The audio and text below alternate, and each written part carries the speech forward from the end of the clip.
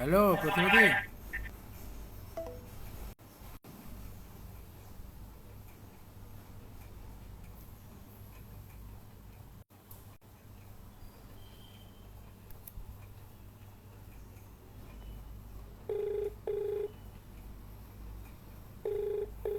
Hello. Hello প্রতিনিধি। বল বল, আমার শরীর ভালো নাই। আচ্ছা তো খুব জানি। শরীর খারাপ। আচ্ছা শরীর খারাপটা কেন হচ্ছে সেটা জানিস কি? ওই ওই যে পায়ে একটু ঘা হয়েছিল নাই, হ্যাঁ। পায়ে রক্ত চলাচল হচ্ছে নাই, আচ্ছা পায়ে রক্ত চলাচল হয় নাই, আচ্ছা পায়ে কালসিটা পড়ে গেছে, সিরাজ তেলা নীল হয়ে গেছে। আচ্ছা ঘাট সার্জনকে দেখালো, ঘাট অপারেশন হলো, ভর্তি ছিলাম একদিন অপারেশনের সময়।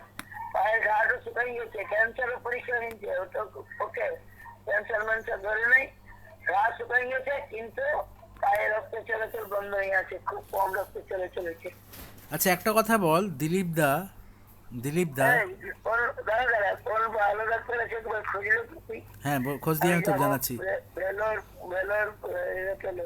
হ্যাঁ, এবার আমি একটা কথা বলছি শোন। দিলীপ দা। দিবি কিছু টাকা? এই, হ্যাঁ, কিছু টাকা ধার দিবি? ধার দিবি 1 লাখ টাকা? সৌপ্তিকের মার কাছ থেকে চা, ওরা 2 লাখ 4 লাখ টাকা করে গাড়ি কিনছে, আমার তো সব টাকা নষ্ট হয়ে গেল আমি চিকিৎসা করাতে গিয়ে। আরে ভাই, শিলা বললে আত্মহত্যা করবো তার জন্য ওই বালা যেটা বিচ্ছে আরে কই ও 3 বার 4 বার করে গাড়ি চেঞ্জ করছে, নতুন নতুন গাড়ি কিনছে। ছোট শিলা বল। না না, তাহলে সেটাই তো শোন শোন একটা কথা শোন। একটা কথা শোন ওতে, হ্যাঁ ছোট ছেলে বলে তাকে টাকাটা তো তারা বের করছে। আমি তো আমার তো আর ওর গয়নার একটাও নাই। আর তো এখন ও জিত করলেও কিছু পড়ছে নেই। 2000 কত দু কি জিত দু- করছে? 2 লাখ 4 লাখ টাকা করে নতুন মডেলের বাইক কিনছে, 6 মাস চালাচ্ছে, তারপর আবার একটা নতুন মডেলের বাইক কিনে নিচ্ছে, হ্যাঁ, তাই না? হ্যাঁ, তাহলে সেই টাকাগুলো কোত্থেকে আসছে? আমি তো আর ফুটানি করছি না আমাকে। যেমন প্রদীপদার, হ্যাঁ, একটা জিনিস শোন, প্রদীপদার চিকিৎসার জন্য কত টাকা খরচা হলো? হ্যাঁ। কত টাকা খরচা হলো প্রদীপদার চিকিৎসার জন্য? প্রদীপদার চিকিৎসার জন্য কত টাকা খরচা হলো? সেই হলো, অনেক হলো। 1 কোটি টাকার মতো খরচা হয়েছে। হ্যাঁ, এবার তুই আমার কথাটা মন দিয়ে শোন। আমি পুরো সুস্থ লোক ছিলাম, তুই আমাকে দেখেছিস যখন প্রদীপদা বেঁচে ছিল। এখন কি হয়েছে? না না, তুই একটা কথা বল, আমার কত বয়স? আমার এখন 50 বছর বয়স হলো। আমি যখন তোর বাড়িতে আসলাম তখন আমার 45 বছর বয়স, তারও কম। আমার তখন 2018-তে আমার 44 বছর বয়স। ঠিক আছে, এবার 2017-তে প্রদীপদা বেঁচে ছিল, তখন আমি পুরো সুস্থ। আমি মোটরসাইকেল করে কলকাতা কুলটি করছিলাম, আমি পুরোপুরি সুস্থ ছিলাম। আমি কি বিছানায় শয্যাশয়ী ছিলাম? না। এবার তুই আমার কথাটা মন দিয়ে শোন প্রতিবাদী, তুই তো আমাকে জন্ম থেকে দেখেছিস, আমার মুখে ভাতেও তুই গেছিলিস, বুঝলি তো? হ্যাঁ, এবার তুই ঝর্ণাদি, দিলীপ দায়রা সবাই আমার মুখে ভাতে, তখন তোরা মাধ্যমিক দিয়েছিস, আমি তখন তোর থেকে অতটা ছোট। তোরা যখন হ্যাঁ, মাধ্যমিক দিয়েছিস তখন আমার মুখে ভাত হচ্ছে। এবার তুই একটা জিনিস হ্যাঁ, বল, আমি যখন 2017-এ পুরোপুরি সুস্থ, আমার কোথাও, আমি সাইকেল নিয়ে, মোটরসাইকেল নিয়ে ঘুরে বেড়াচ্ছি, কলকাতা থেকে কুলটি আসছি, কুলটি থেকে কলকাতা আসছি, তারপর ফুটবল খেলছি, সাঁতার কাটছি, সব কিছু করছি। এবার যখন আমি ইয়ে থেকে, তোর নবসন গ্রাম থেকে আমাকে ভানুমতি আর জীবনরা, আরও গুন্ডাদের এনে আমাকে প্রতিদিন মারধরের চেষ্টা করছিল, তখন আমি ব্যারাকপুরের বাড়িতে গিয়ে কিছুদিন থাকলাম, বুঝলি তো? তখন আমি যাতে জানলাম যে আমি বোম্বে থেকে চাকরি খুঁজি, আমাকে মেরে মেরে চাকরি ছাড়ানো করলো। এবার আমি তো, তুই দেখেছিস আমি চিত্তরঞ্জনে কাজ করতে যেতাম, প্রদ্যুৎদা পরিমলদা দেখেছে, তাই না? চিত্তরঞ্জনে আমি রেলওয়ে ইঞ্জিন বানানোর জন্য যেতাম, তোদের বাড়ি থেকেও যেতাম। হ্যাঁ। তো এবার আমাকে ট্রেন থেকে ধাক্কা মেরে ফেলা, আমাকে রোড ট্রাফিকে অ্যাক্সিডেন্ট করানো, লোক দিয়ে মারানো, লোকেশান ট্রেস করে আমার প্রতিটা আত্মীয় বন্ধু বান্ধবকে ভয় দেখানো। আমি তো রেলের ইঞ্জিন বানাচ্ছিলাম, সেটা তো পরিমলদা পদ্ধতি জানতো, ওরা তো আমার সাথে চিত্তরঞ্জনকে আমাকে ছেড়ে দিয়ে আসতো মাঝে মাঝে। এবার আমাকে যে মারা হচ্ছে, আমি একটা তোদের ভাই, তো তোর পিস্তত ভাই হচ্ছে, আমাকে প্রতিদিন মারা হচ্ছে। প্রথমে কলকাতায় মারা হলো, মেরে মেরে চাকরি, যখন কলকাতায় মারা হচ্ছিল তখন আমি বললাম যে ঠিক আছে আমি কলকাতায় থাকবো না, আমি চাকরি ছেড়ে ব্যাঙ্গালোর বোম্বে থেকে চাকরি খুঁজবো। তখন আমি গ্রামে এসে বাড়িটা বানালাম। তার আগে আমি কুলটির বাড়িটা ইয়ে করতে গেলাম, যে কুলটির বাড়িটা আমি ঠিক করে নেবো, না হনুমান মন্দিরের পেছনে করবো। এবার তারা বাবাকে জমিটা, কুলটির জমিটা বিক্রি করে বাবাকে টাকা দিল না, 3 লাখ 4 লাখ টাকা বাবার মেরে দিল। কুলটির বাড়িটাতে দিলীপদা 20 বছর থাকলো, 1 পয়সা ভাড়া দিল না। কুলটির বাড়িটা তো বাবার বাবার জমিতে, বাবার পয়সায় বানানো। কুলটি যে বাড়িটা, অর্ধেকটা জেঠুর অর্ধেকটা বাবার। এবার দুজনের নামে দলিল করে দেওয়া হয়েছিল, কারণ জেঠু যখন চাকরি চলে গেছিলো, বিয়ের পর 2 বছর মতো বাবার নিজের মানে রোজগারের টাকা দিয়ে সংসারটা চালিয়েছিল। ওই যে জমি দুই ভাইয়ের নামে ছিল। এবার বাবাকে বাবার জমিতে বাবার বাড়িতে দিলীপদা 20 বছরের বেশি সময় থাকলো। দিলীপদার শালা মাধ্যমিক পর্যন্ত দিল, পড়াশোনা করলো আমাদের বাড়িতে থেকে 2-3 বছর 4 বছর ধরে।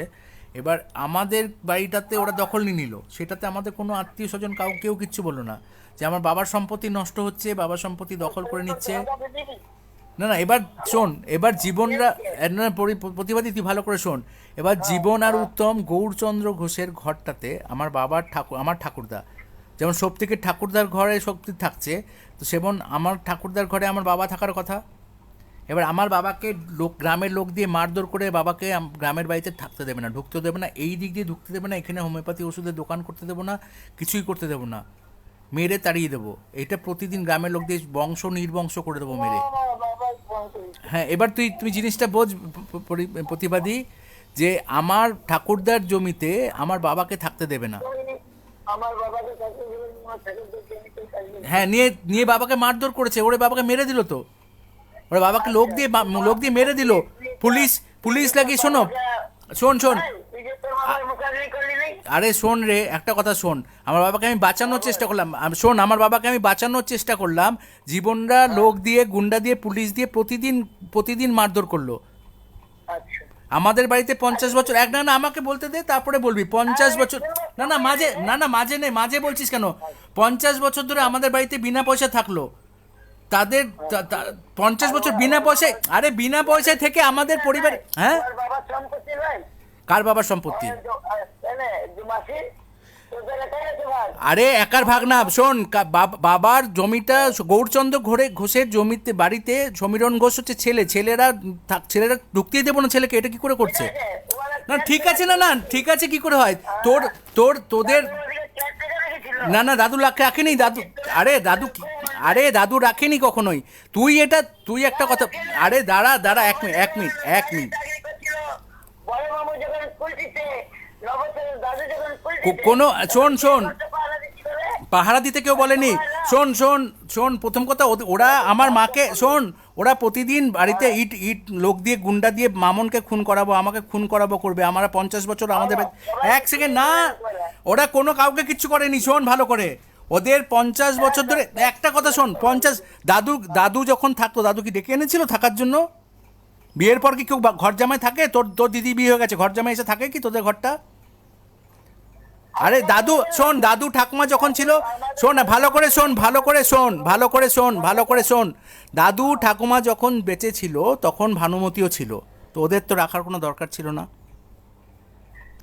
দাদু ঠাকুমা যখন, ভানুমতিও ছিল গ্রামে, শোন রে, ওদেরকে ওরা না থাকলে ঘর আমাদের ঠিক থাকতো। না বাবু, হ্যাঁ, তো রেখেছে তো ভানুমতিও, যখন ভানুমতি 98 সাল থেকে আছে।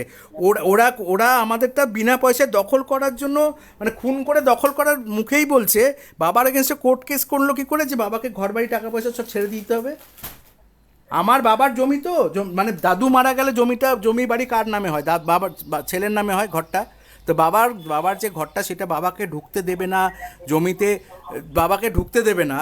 50 বছর ধরে জমিটাতে থাকলো কি করে? আর আমাদের যে সপ্তম আর নাড়ুর জমিটা বিক্রি করে দিল কি করে? সপ্তম আর নাড়ুর জমিটা ভাগ না করে, কাউকে বঞ্চিত করে ওরা বিক্রি করে। ওরা আমাদের বাড়িতে 50 বছর থাকার অধিকার পায় কি করে? 50 বছর ধরে ওরা থাকার অধিকার কি? দাদু ঠাকুমা বেঁচে ছিল, দাদু ঠাকুমা বেঁচে থাকতে ওরা পুরো পরিবার নিয়ে, 9 জন ভাই বোন নিয়ে, ছেলে নাতি নিয়ে আমাদের পৈতৃক বাড়িতে থাকবে। এটা কোন দেশ থাকবে? তারপরে আমাদেরকে মারধর করবে, আমাদের গুন্ডা দিদিকে বাড়িতে ইট মারাবে, বাবাকে রাত্রিবেলায় মেরে দিল। বাবাকে প্রতিদিন মারধর করা, এটা সাহস পেলে কি করে? বাড়িতে বড় বড় ইট শক্তিগত দিয়ে এসছে, বাড়িতে ইট মারছে, গুন্ডা ডেকে, হ্যাঁ শোন, গুন্ডা ডেকে ঘর ছাড়া করে দেবো, এটা সাহস পেলো কি করে? তোরা সাহস দিয়েছিস বলে, সন্ত্রাসবাদ করতে সাহস দিয়েছিস বলে। জীবনরা সন্ত্রাসবাদীদের সাথে যুক্ত, যারা আফিম স্মাগলিং করছে তাদের সাথে যুক্ত। জীবনরা কি ইঞ্জিনিয়ার, ডাক্তার, সায়েন্টিস্ট? জীবনরা আফিম স্মাগলিং করে, কয়লা চুরি করে, কয়লা চোর, আফিম স্মাগলিং। তারা আমাদের বাড়িতে থাকতে দেবো কেন আমরা? আইন বিরোধী কাজ করছে আমাদের বাড়িতে, ওরা লোক দেখে খুন করাবো, মামনকে খুন করিয়ে দেবো, তোকে খুন করিয়ে দেবো, সেটা রেকর্ড করা আছে আমার।